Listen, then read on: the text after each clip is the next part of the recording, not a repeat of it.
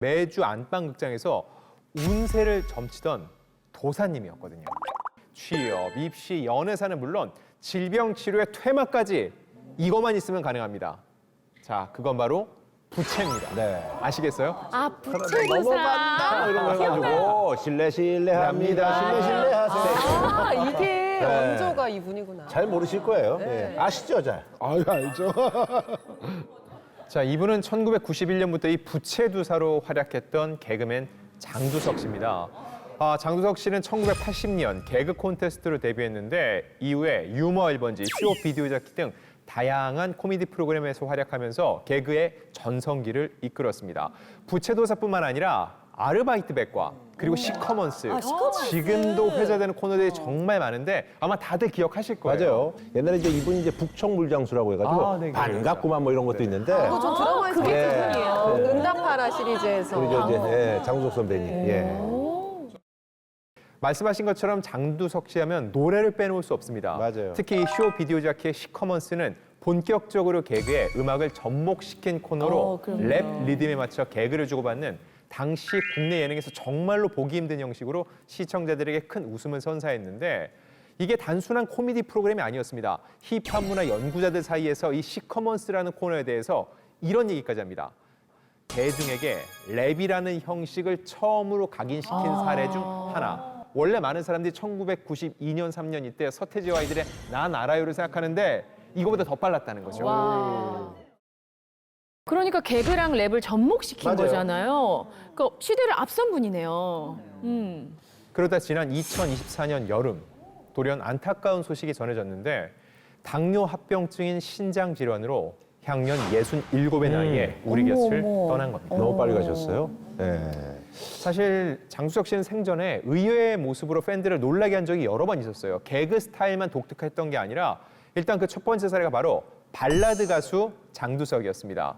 1990년 정식 솔로 앨범이 나오는데 사랑한다 해도라는 발라드 곡으로 가수로 변신한 겁니다. 저는 이 노래도 좀 알아요. 기억이 나. 사랑한다 해도 듣지를 않네서 그 당시 이제 뭐 가요 톱10에.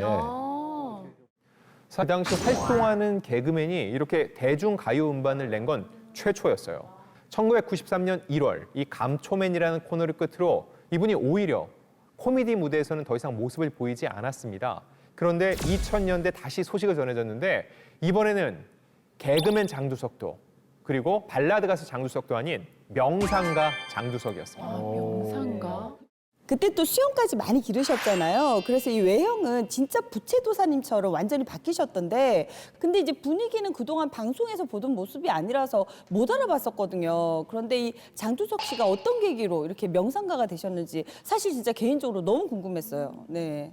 자, 개그맨은 인기가 없는 것도 아니고 충분히 인기를 누리고 있었는데 정작 본인은 압박이 있었던 거예요. 매주 새로운 코너로 시청자들에게 웃음을 줘야 한다는 이 압박감. 그리고 쇼가 끝나고 나면은 그 고독감이 밀려와서 너무 힘들었다고 합니다. 그렇게 매일매일 스트레스를 술과 담배 그리고 음식으로 해결하다 보니까 당시 체중이 85kg, 허리둘레는 36인치까지 불어났거든요. 살이 많이 찌셨구나.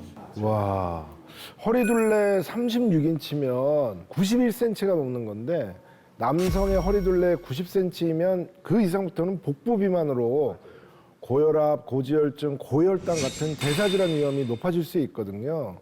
그때 이미 건강에 적신호가 켜지지 않았을까 싶은데요. 선생님 말씀이 정확한 게 본인 스스로도 심신이 피폐해졌다라고 표현할 정도로 힘든 시간을 보냈어요. 그리고 실제로 이 당뇨병으로 투병 생활을 하기도 했습니다. 정확한 발병 시기에 대해선 구체적으로 알려진 건 없는데 2000년대 초반 이 명상가로 다시 방송에 출연할 당시에 상당히 살이 많이 빠진 걸 볼 수 있었거든요. 이미 신장 건강이 나빠지면서 몸이 좋지 않았다고 합니다. 근데 신장 질환이 있으면 이렇게 살이 빠지기도 하나요? 네, 그렇습니다. 기저질환으로 당뇨병이 있었다면 그 합병증으로 인해 만성적인 신장 질환이 발병할 수 있는데요. 특히 소변으로 단백질이 빠져나가는 단백뇨 때문에 지속적으로 단백질 손실이 또 발생하니까 살이 빠질 수밖에 없고요.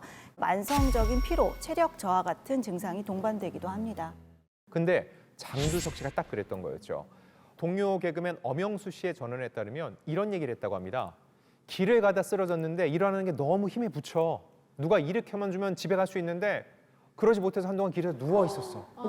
이 정도로 몸이 좋지 않았고요.